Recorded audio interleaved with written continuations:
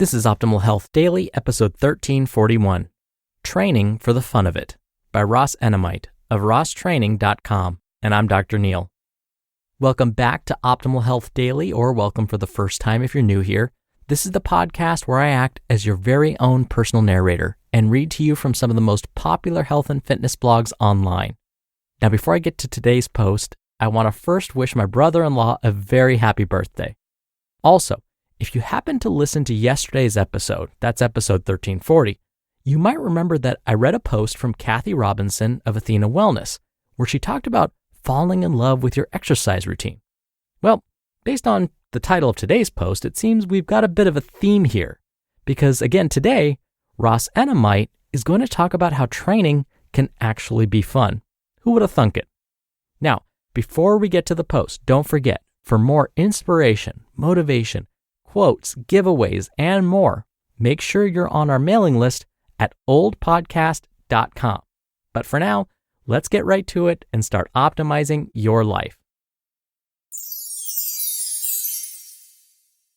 Training for the Fun of It, by Ross Enamait of RossTraining.com. Do you enjoy the time you spend training? For example, you may enjoy the actual training, enjoy the challenges associated with it, or enjoy benefits derived from it. What do you enjoy about exercise? What motivates you? I'd love to hear what everyone has to say. I am particularly interested in hearing what those from the non-competitive crowd have to say. For those in this crowd, I believe it is important to enjoy your exercise time. Life is too short already. Why not enjoy the time spent exercising? Personally, I train because I enjoy it. My competitive days as a fighter were over a long time ago. I am not training for a specific event. I train for the fun of it. I do what I want to do. I train in a way that I enjoy. The hour or so that I spend alone in the gym is a nice escape for me. I thoroughly enjoy myself during this time. I work very hard, but I enjoy every minute of it. And while I do spend time experimenting with different protocols in the interest of my athletes, I am not paid to exercise. I am paid to train athletes. These athletes and their managers or promoters do not care what I can do at the gym. I am paid to improve the athlete. That's it. My own personal accomplishments don't mean anything to them. Therefore, I include a fun factor within each workout. My workouts are fun for me, and if I start to become bored, it is time for a change. The workouts that I do this month will surely be different from the workouts I did last year, and the year before that, and so on. I always mix things up in the interest of fun. Perhaps I am working on a new challenge. I enjoy the challenge and find joy in overcoming the challenge. I will never work with a protocol that I dread. Why bother? There are so many ways to become stronger and better conditioned. Why not work with a system or program that you actually enjoy? Too many people in this world would want you to believe that their way is the only way. Don't buy into this nonsense. It simply isn't true. There have been successful athletes who have engaged in an infinite number of training styles. Almost anything that you do will work if you are passionate, diligent, and consistent with the work. Oftentimes, it isn't the individual workout that is most important, but how you attack the workout.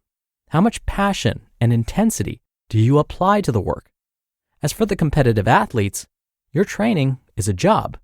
You are training to perform in a specific event. There will be certain parts of training that you may not enjoy. It isn't a hobby. It is how you earn a living. When I'm training a fighter, I'm not looking for a smile. We do what we need to do to win. And please don't mistake this discussion to say that non-competitive trainees will not or should not push themselves at the gym. I no longer compete in a sport, but I still push myself as hard as anyone. The difference is that when I train on my own, I choose what I want to do. I do not have a crazy coach, such as myself, yelling at me to suck it up and continue. Even my most intense session is a session that I chose to perform. I am not being told what to do. I picked the workout that I wanted to perform. I must either enjoy it or will enjoy the benefits produced from the session. The fun factor is an important element to the workout and overall training program. Some may call me crazy, but exercise is fun. I'd much rather be in the gym than sitting on the couch watching television. Even the best action flick cannot replicate the adrenaline rush that I experience while training. In my opinion, more trainers should encourage others to do what they enjoy. The do it my way or else mentality is about as useful as f***ing into the wind. As Swiss psychologist Carl Jung once said, quote, "The shoe that fits one person pinches another. There is no recipe for living that suits all cases." End quote. Jung was a wise man. His words can be applied to many facets of life. Unfortunately, many ignore his wisdom. I hear from so many people who are miserable while training. They dread their time in the gym. This is a huge mistake. Why force yourself to do something that you dread? Who told you that exercise had to be boring and miserable? And what about those who feel it is their life's mission to convert everyone in the world to train exactly as they do? Did they ever stop to think that someone else just might have different goals and interests in life? Remember the words from Carl Jung. I can't count how many times I've seen one exercise enthusiast argue with another simply because the two had different preferences.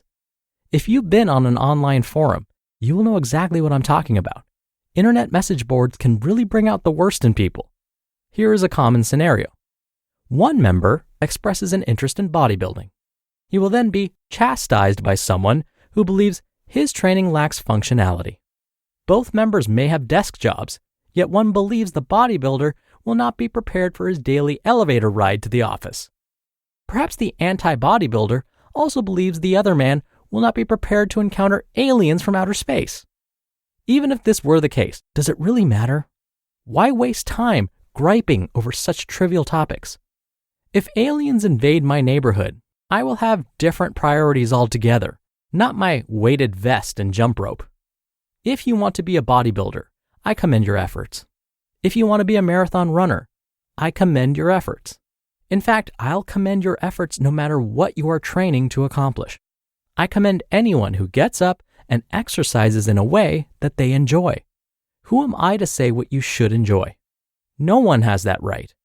The only people that I tell what to do are those who pay me to prepare them for a specific event. Then it becomes my job. Other than that, why not have some fun while you are training? You don't need to satisfy anyone but yourself. So, do what you want to do.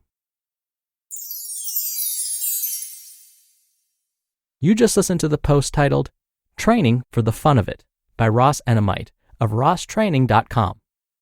Now, when you do what you love, like running, racing, or enjoying the great outdoors, you want to do it for life.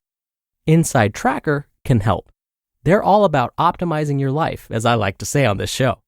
Inside Tracker was founded in 2009 by leading scientists in aging, genetics, and biometrics from MIT, Tufts, and Harvard. Using their patented algorithm, Inside Tracker analyzes your body's data to provide you with a clear picture of what's going on inside you and to offer you science-backed recommendations for positive diet and lifestyle changes. Then, Inside Tracker tracks your progress every day, every step of the way toward reaching your performance goals and living a longer, healthier life. Now, for a limited time, my listeners get 25% off the entire Inside Tracker store. Go to insidetracker.com/OHD to get your discount code and to start using Inside Tracker today, because change is an inside job. That's insidetracker.com/OHD for 25% off the entire Inside Tracker store. Dr. Neal here for my commentary. Ross started his article by asking an oh-so-important question, a question we discussed in great detail yesterday. What's your motivation? Now, I promise I won't repeat myself here, but I just wanted to again mention that this question is super important. Finding your why can help you stay motivated. It can help you stay motivated for almost anything, not just exercise. But before I go down that rabbit hole again, I'm going to stop myself and talk about something else Ross mentioned. And he said it so perfectly, I'll just have to quote him. He said, quote, "Almost any exercise you do will work, if you are passionate, diligent, and consistent with the work, end quote. This is absolutely right. When my students and patients would ask me, Dr. Neal, what's the best workout? Which one actually works? In response, I would say, whichever one you'll stick to. Now, this frustrated them to no end because, of course, they were hoping for a very specific answer, like, oh, well, now that you've asked, P90X works the best, or CrossFit works the best, or Insanity is best. I would then make them even more frustrated and say, also, it really depends on your goals. How do you know whether an exercise program is actually working, quote unquote? What does that mean to you? For some, it means becoming a bodybuilder. For others, it means just being able to perform daily activities without any pain. For others, being able to live long enough to see their grandchildren walk down the aisle. So all programs work. It just depends on how you define it. For many, an exercise program that works is simply one that they'll stick to. All right, that'll do it from me for today. I hope you have a great rest of your Tuesday. Thank you so much for listening. Thank you for sharing this show with someone. And I'll be back here tomorrow as usual. So I'll see you there where your optimal life awaits.